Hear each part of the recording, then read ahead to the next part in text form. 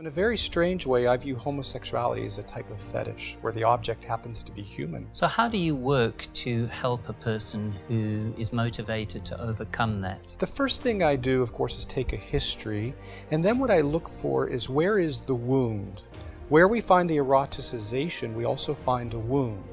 So, for example, a colleague of mine had a client who enjoyed being kicked.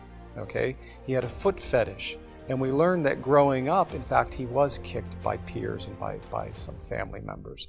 And so that gets eroticized, and in therapy, we deal with the underlying feelings below the eroticization. So in successful therapy, does it mean that the client is always able to identify traumas? Typically, we find them.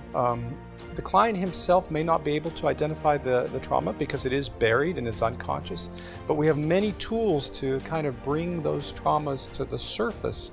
And then in that case, once they're at the surface, they can be dealt with. So what would you say to the critics who would say that you might be on a witch hunt looking for some kind of trauma? There's no witch hunt. The trauma is there. It's hidden, but there are symbols of it. One of the symbols may be, for example, in the case of homosexuality, an inability to form lasting relationships with males. Or it could be actually an overt complaint about a father who wasn't there, about being bullied. So it's much more simpler than our critics would think. If you'd like to hear the full interview, go to voicesofthesilence.tv.